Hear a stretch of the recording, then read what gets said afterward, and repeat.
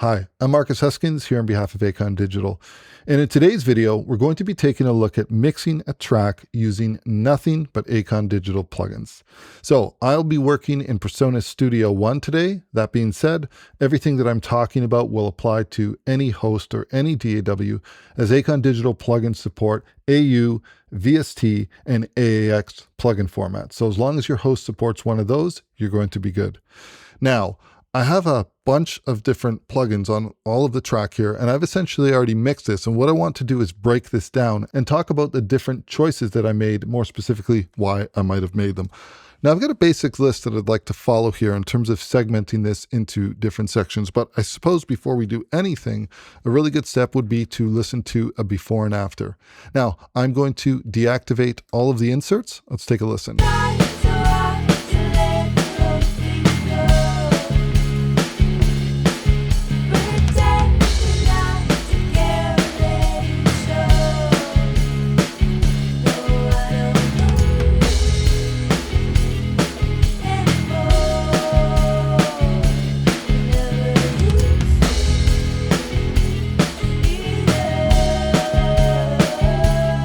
Now let's bring everything in.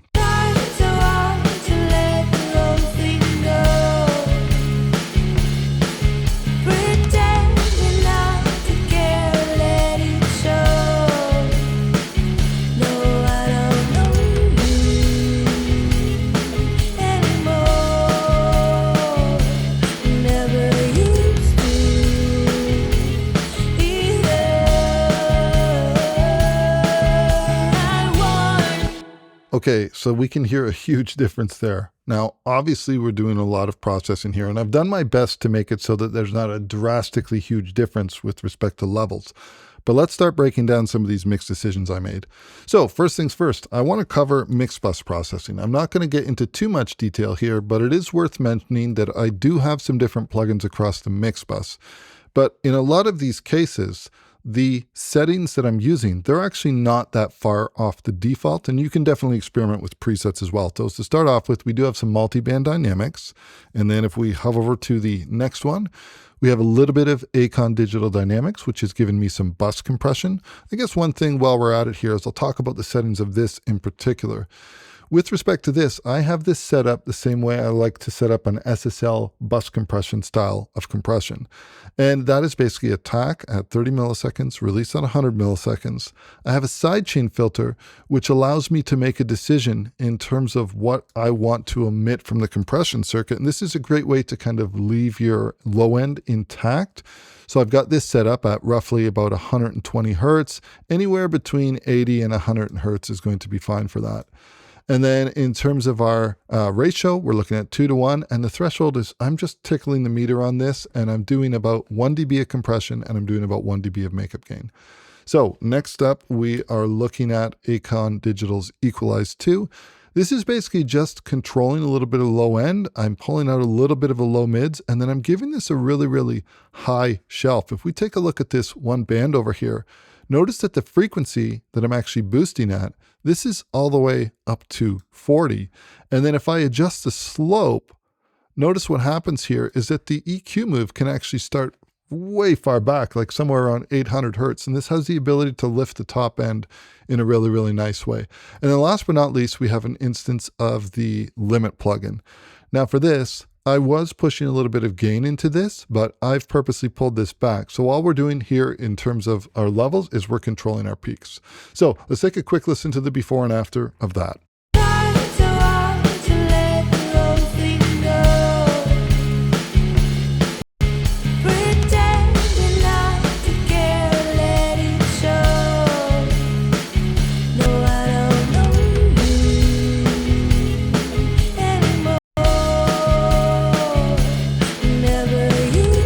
You can really hear it in the low end, specifically what's happening with the multiband compressor in terms of the low band over here.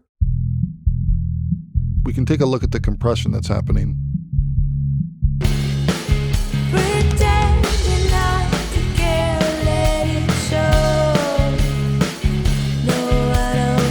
This is just helping me control everything overall. That being said, I'm going to be leaving all of my mix bus processing on for the duration of this tutorial because I mixed through this once I had this set up.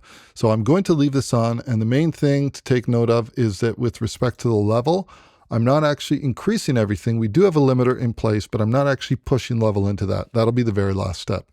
Okay, so next up, let's talk about drums. Okay, with respect to drums, we have a couple different elements here. So first of all, we have a drum loop, and if I deactivate everything and I listen to just the drum loop as it arrived to me,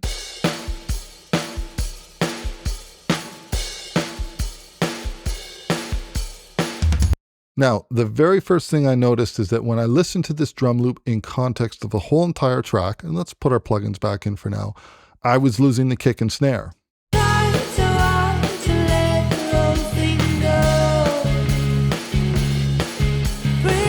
So I brought in a couple samples, and the kick sample and the snare sample, regardless of whether you want to bring in one shots or work with an external drum instrument like Easy Drummer or whatever your sample tool of choice is, I brought these in. And when we listen to these together, this makes a huge difference.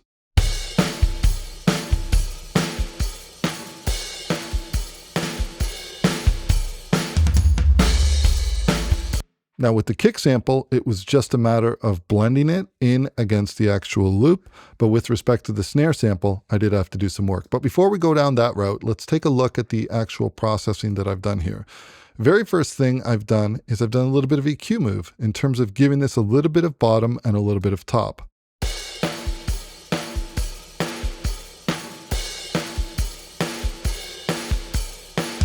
There's a couple shortcuts that are really useful with respect to being able to deactivate a band and solo a band.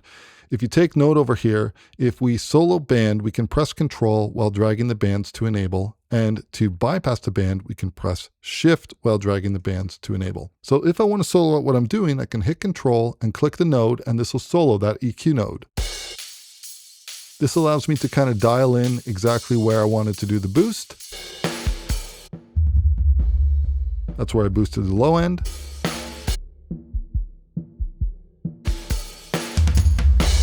Now, I can also use the shift modifier and click any one of these to deactivate this.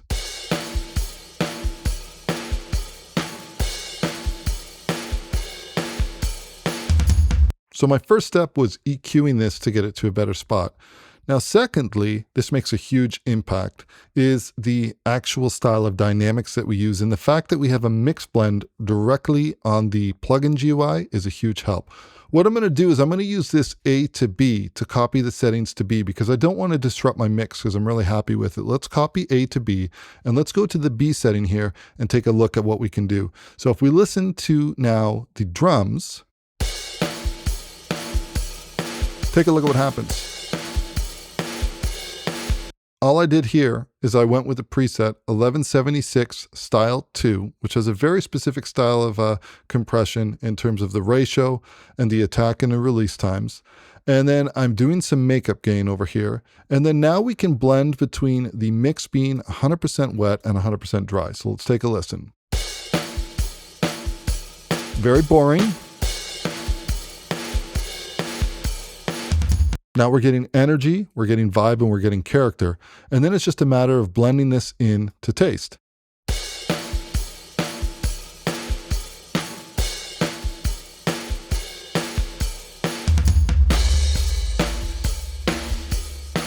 Okay, so now that we're happy with that, I'm going to move back to my A settings.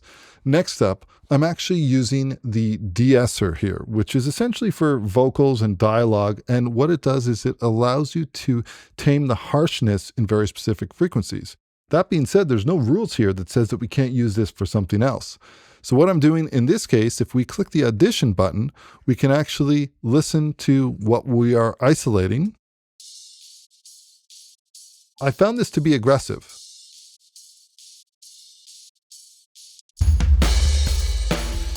So we can set a threshold and we can set a reduction amount, and then we can basically tweak these. So again, I'm going to copy A to B and let's make some adjustments here. If I adjust the threshold, and let's go into the audition,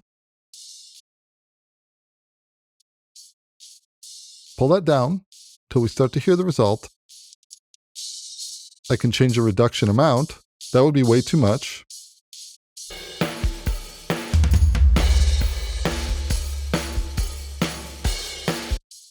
But I just want to take a little bit of the edge off. So that's what I've done with these settings over here. And then with respect to dialing in the frequencies, if we have this auditioned,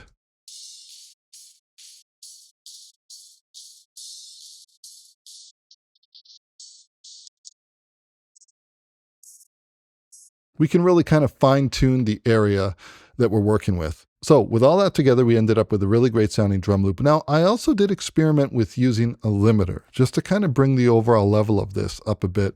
There's a really cool feature with the Acon Digital limiter where if you hold the shift modifier, you can increase the input while you decrease the output. And this can really allow you to kind of brick wall something. Let's take a really quick listen to that. With that being said, I decided not to use it.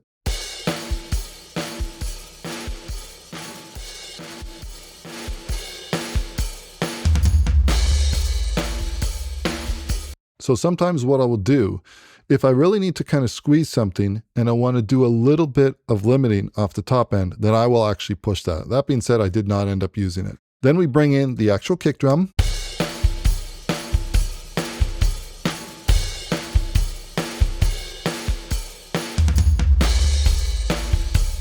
Okay, massive difference with choosing the right kick sample. Now for the snare, I needed to give this some processing. I did find something that worked with the snare. Let's turn off all of our processing to start. Let's bring them in one at a time. So first of all, let's bring in our Equalize 2.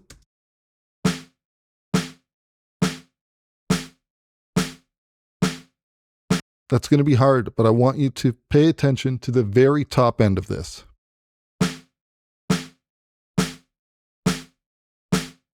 And of course, we can use our tricks that we know. We can hold the control modifier to listen to that frequency band.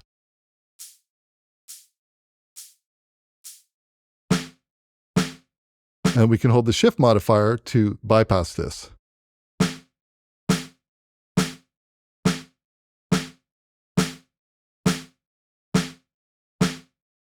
This move just helped to shape things a little bit better against the drums, and we have to hear it in context for it to make sense, but it's just kind of smoothing that out. Next up, we are doing a little bit of compression.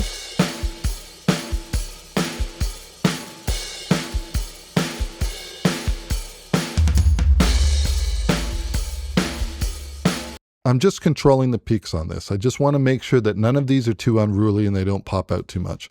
Now this one makes a massive, massive difference. If we listen to these together,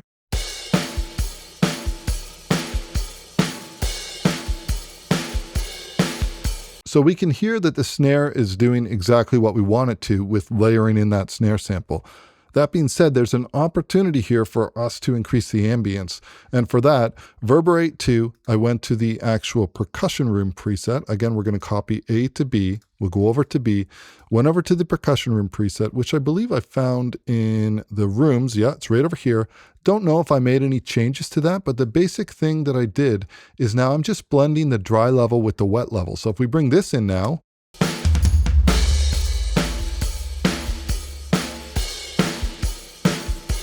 you can hear the ambience that that creates. Now, there's a huge opportunity when you have a really clean snare sample that you can bring in because you can give it width and ambience, but it's not messy because it's so clean. So now we're listening to this in isolation just against a drum loop.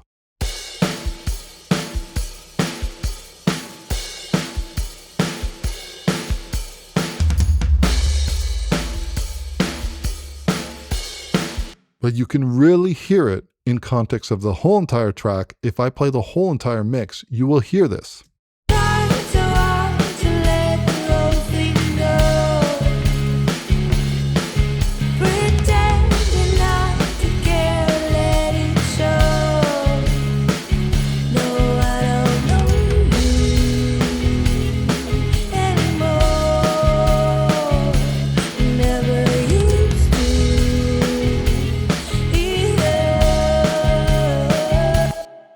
Pretty hard to hear in context of the track, but this is important when you're mixing, is to do things in context of the track. If I did this on its own in isolation, it wouldn't make any sense. But when I do it against even the drum loop and the snare together, you can hear this.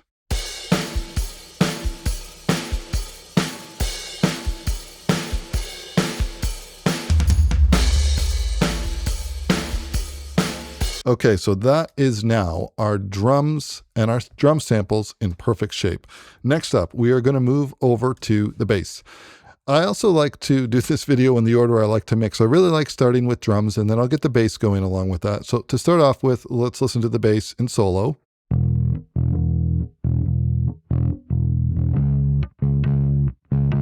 Let's deactivate everything.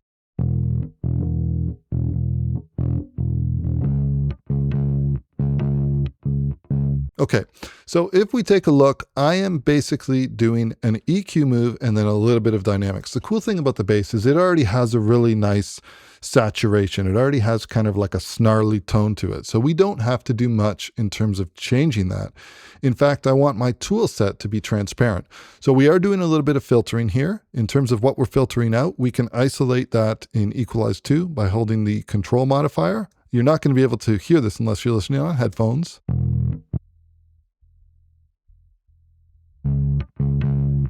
And then I can adjust the slope. I can adjust the actual shape of this, and the same on the top end.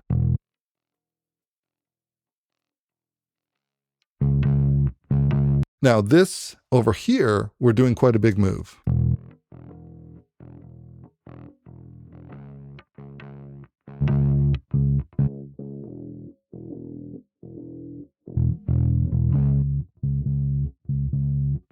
I'm being very specific about the frequencies that I choose, but I do not do this in isolation. In fact, any move that I do, I'm doing this in context of the whole entire track. But even if we do this in context of what's happening with the drums, let's take a listen.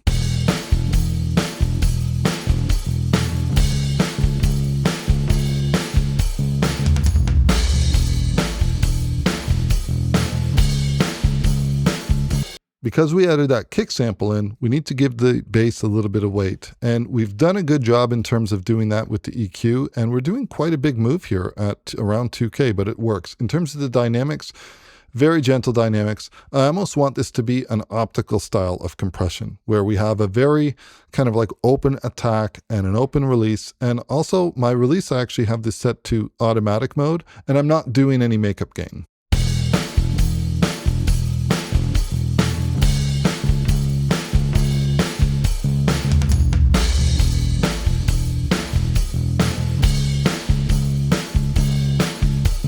Notice it doesn't look like a lot, but when we disable this, it kind of like, it pulls out too much. It's too much. So I've done that dynamics processing to take care of that.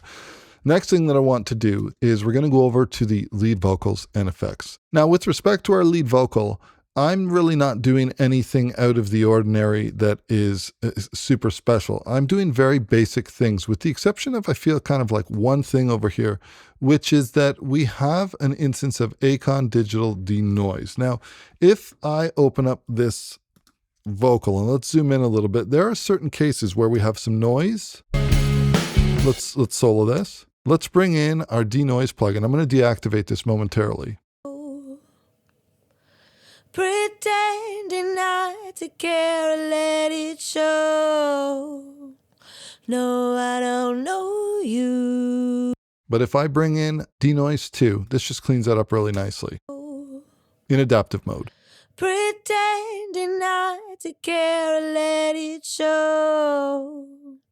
No, I don't know you anymore. I never used to either. This is pretty amazing. You have to take into account that a lot of times vocals could be cut anywhere. They could be cut in a living room somewhere.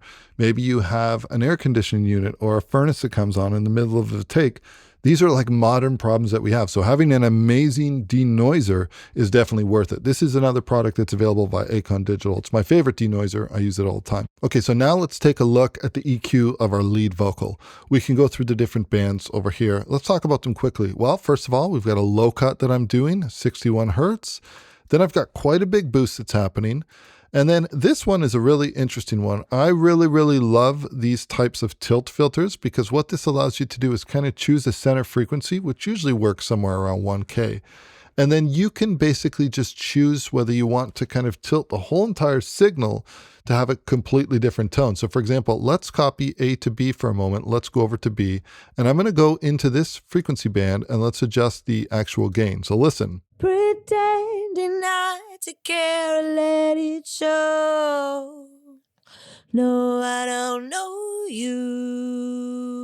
So this one move can make such a massive difference. It always blows my mind. Little goes a long way here. So with respect to this, I've got a little bit of a tilt shelf, and then I'm opening up the top end here. And then on the low band over here, we're doing quite a big boost. But if we listen to the before and after, let's play from here. Pretending not to care, let it show. And in fact, let's go from the chorus. Either I wanna say I love you, but I don't know who I'm talking to. Already know you're miserable, fill in the void with.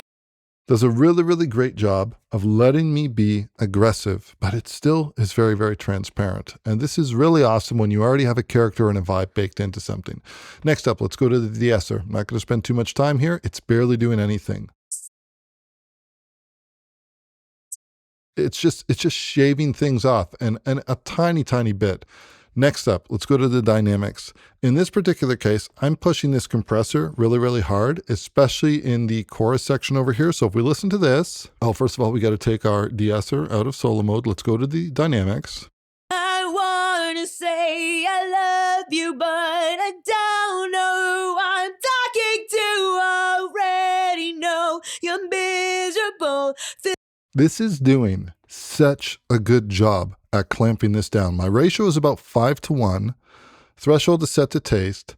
I'm using a fairly quick attack. We're at about 8 milliseconds. My release is set to auto, and then my makeup gain is set to auto. So this is not something I do often, but I'm trusting the compressor to release in a way that is musical, and also to give me makeup gain in a way where I can really push this compressor, and it's doing a massive job in terms of bringing the dynamics. Let's listen to the whole track with the compressor brought in and out on the lead vocal, and I'm going to kill my backgrounds just for a moment.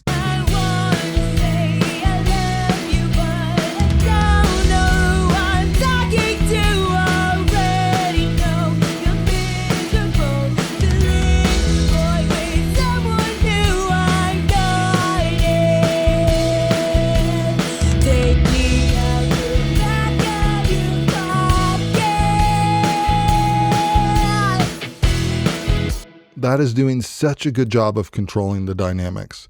So in terms of the lead vocal, that is pretty much it. Now, let's talk about the sends really quickly. I have made two choices here. So the first thing is a little bit of plate. And with this one, we are using the Acon Digital Verberate 2. I love the natural plate. It sounds so good. I wanna say I love you, but I don't know who I'm talking to. Already know you're miserable, fill in the void with someone. It just works. You just bring it up, and I'm pretty sure that this was something that I found in terms of, was it plates? And I just went to natural plate. I don't even know if there's any changes. If I go here, there's a tiny bit change in the reverb time. And then it's just making sure that because I'm using this on a send and return, that the dry is deactivated. Let's go back to my original one that I had over here. I think I bumped this up to 2. That's it in terms of the reverb. And this reverb will work on any vocal sound that we want. Now, the other thing that I'm using is an instance of the Multiply plugin, which is something that you can actually find for free. And this is giving me my vintage echo. So let's take a listen to this. I wanna say I love you, but I don't know who I'm talking to. Already know you're miserable, fill in the void with someone new. I'm not it. And then because I'm using it as a send and return, I have the dry level deactivated. That being said, for both of these plugins, if I wanted to use this on the actual track, this is something that I could do by just deactivating or activating the dry and then setting my blend. So in terms of my vocal tone, that's pretty much it. Now there is also a vocal double, which is sitting underneath. I'm hitting that pretty hard with quite a lot of processing. So first of all, I'm filtering that. then it's going into dynamics, then it's going into limit, where I'm doing that trick I was talking about with the drums. And then I'm actually using the multiply on the actual track, and there's no sends on this. So if we listen to this,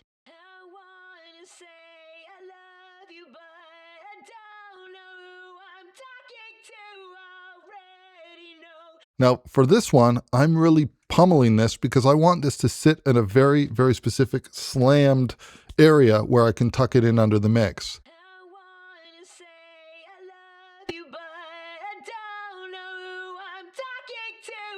So with the limit, notice that it's got too much dynamics. I don't want it to have that much dynamics. I want it to be pummeled. Say I love you, but I don't know I'm talking to already know you're miserable, filling the void with someone. Now, the other thing I'm doing here is I'm automating this, and this is basically being automated up this course. I'm only doing this for impact and energy, and it's one of these things that you almost can't tell it's there until you take it out, and that is very much the intent. Okay, next up, let's go over to guitars. So for the main guitars, these two over here, not a lot that needed to be done. They sounded great. They were committed with respect to the tone. I'm not sure if this was a microphone on an amp or something that was done through plugins. Regardless, they sound great. So if I listen to both of these together,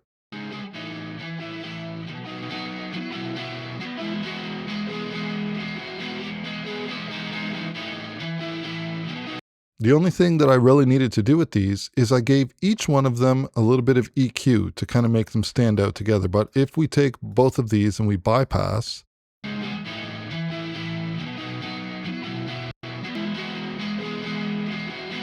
you will notice though that I did thin both of them out. Each one of these needed to be thinned out. And the main reason for that is because if you listen to these with the bass,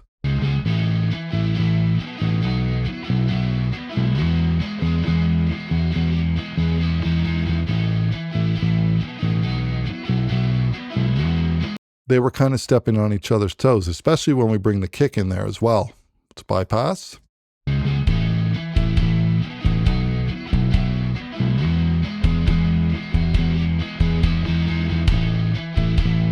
And really all they needed was EQ in order for them to cut through. And then I've chosen some specific frequencies in terms of where I wanted to boost these. And this, I'm always doing, even though we're breaking these down in isolation so we can hear them, I am always doing things in context of the full mix.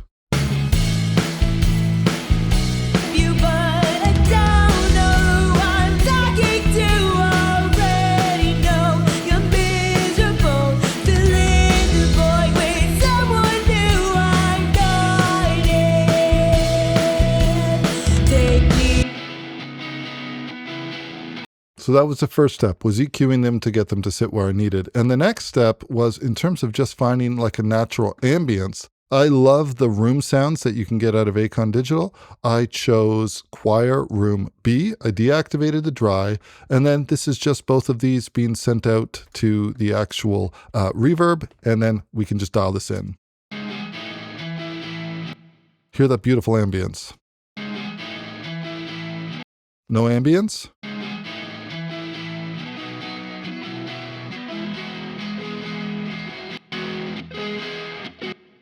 It sounds great. So that was a choice that I made. Now let's move over to the lead. Now, something I want to point out here, this is such a useful trick, is that by default, when this lead came to me, it was just a mono track. So if we deactivate everything and we listen, the very first thing that I did is I changed it from a mono track to a stereo track. This is different in different DAWs, but this is the very first thing, was changing this to a stereo track. But let's listen to this in mono with no processing.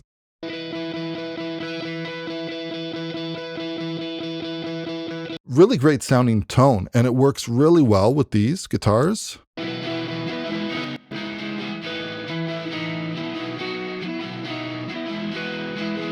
Now, the very first thing that I did is I needed to control a little bit of the dynamics.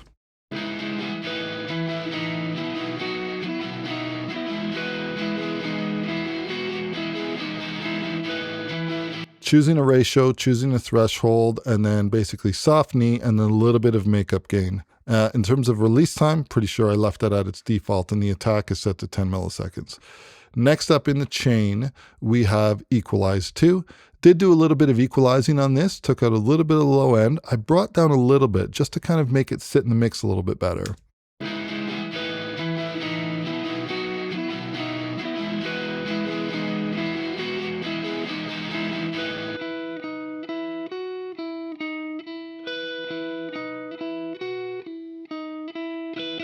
And then remember, we can always use the shift modifier or the control modifier to take a listen to what we're kind of like taking out or what we're isolating there.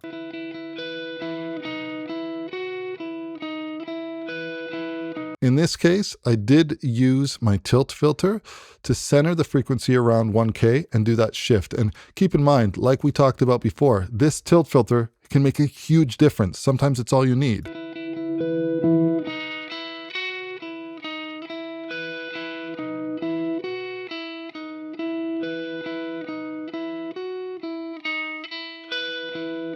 This to me is amazing how much of a difference that makes. So a little bit of a tilt filter, brought this down, centered around here, and then I did a little bit of filtering in terms of everything above 10K and everything below 85, because we already have lots of stuff happening with the kick and the bass there. So that's the basic move. Now, here is the sauce for this particular sound, is the Acon Digital Verberate 2. I mentioned that this is a mono track and I had set this to stereo. Take a listen to what happens when we bring this in. This sells the whole thing in terms of this guitar sound, which already sounded great. Take a listen.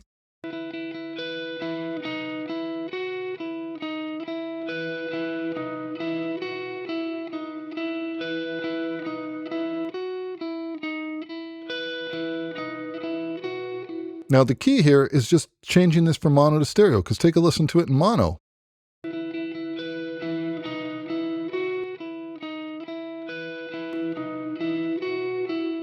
Nowhere near the same, but in stereo it sounds beautiful because it's basically just pulling that mono sound. And the trick here again is that I'm using this on the actual source track, and then I can just bring in the dry and the wet to taste. And in this case, I've kind of left these at 0, but it just sounds incredible. And truthfully, I'm actually using the exact same preset that's happening directly on this track. I'm using the exact same preset, which is Quiet Room B, that I did with the send reverb that I used for the main guitars. I don't know, I don't think I'm changing it at all. This is 2, so maybe I did change it a little bit here. So this is kind of keeping them in the same flavor, but this just gives this whole guitar its own vibe and its own sound completely.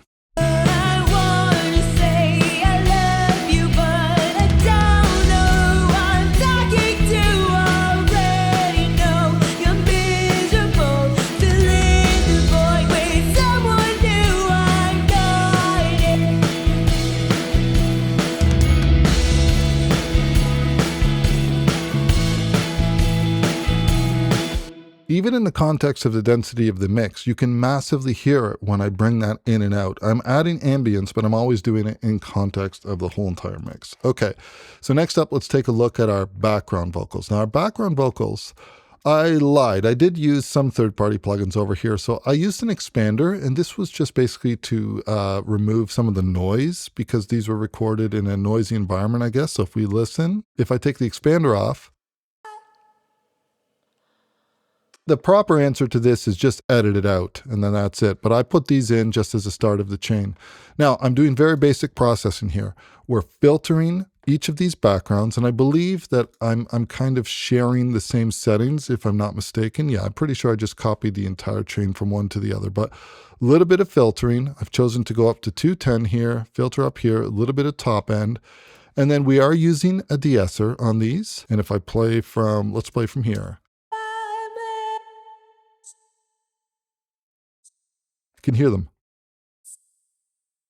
This is a really great de-esser because this is actually what you want in a de-esser. You want to not hear anything and then just hear tss, tss. That's all you want. I don't want it touching any of the rest of the vocal. I just want it taking the edge off of any S's, consonants, T's, or anything. So this is doing a beautiful job. Don't know how much I change this from the default setting. And then we just have a mix tool to adjust our gain. Now, both of these then go out to a actual bus. And on this bus, what do I have? Oh, I've got an instance of Acon Digital. Oh, looks like I'm hitting this pretty hard. So let's listen to these.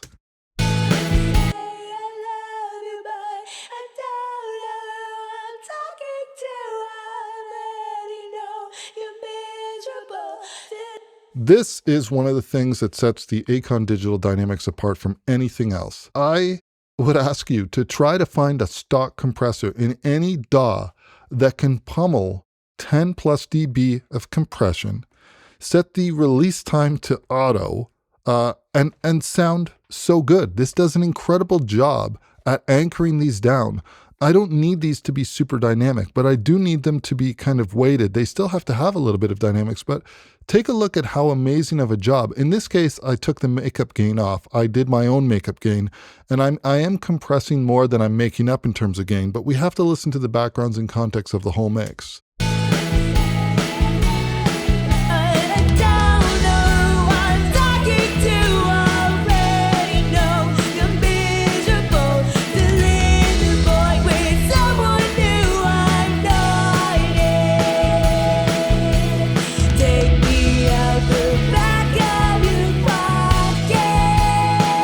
Okay, this is a great line. If we take a listen to this, let's bypass the compressor.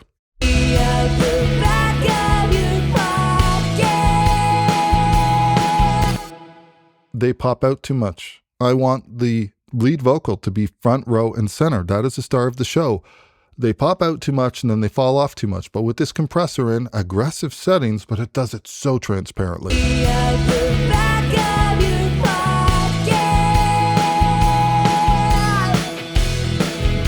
And then in context of the other areas where it doesn't really need to be as much, like if we play from here.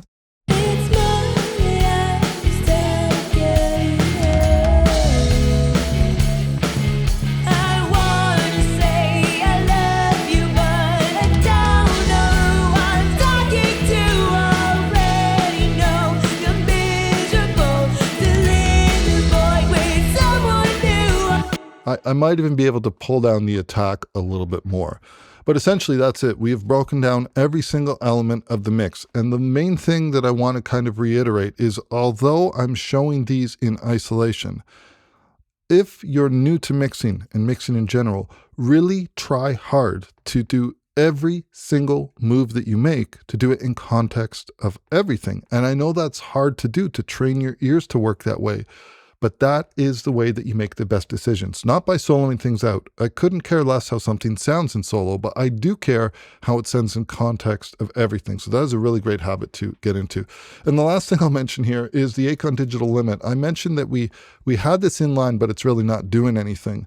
Temporarily, what I'm going to do is, I believe I had this to 3.5. And then at 3.5, I have a level meter, which is just a stock tool, stock plugin. And I want to kind of see where my levels are living here. And I'm just going to quickly reset this.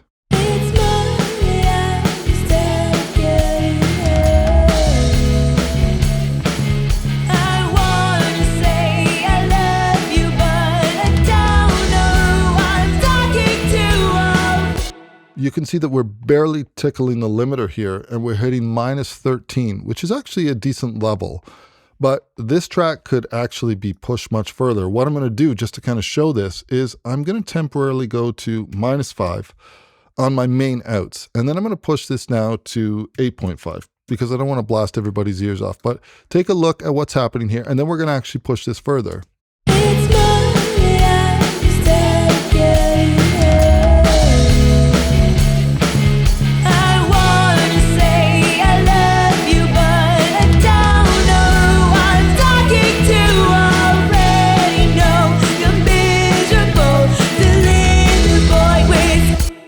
I can hear the low end starting to fall apart a little bit. As you start to hear everything happening with the kick drum and the toms, you can start to hear it crumble a bit.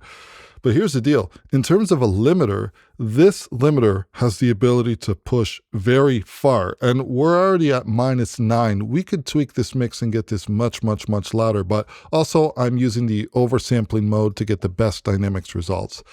But in terms of like where we're sitting now, that's a really, really great place. And if let's put this to, I would say this can live probably at somewhere at around 5.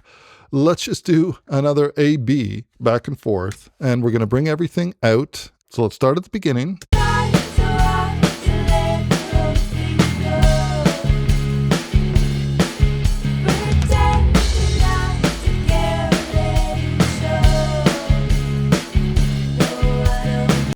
And now let's bring everything in. Trying so hard to let the old thing go.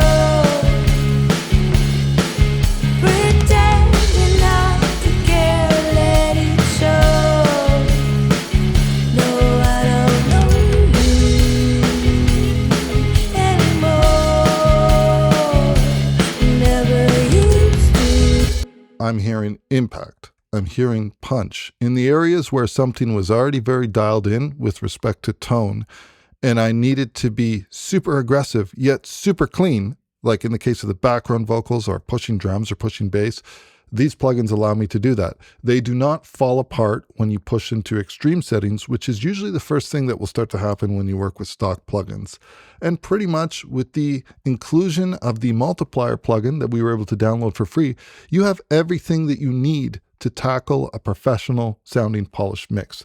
Anyways, hope this tutorial has been useful. I'm Marcus Huskins for Acon Digital, and we will catch you in the next one. Cheers.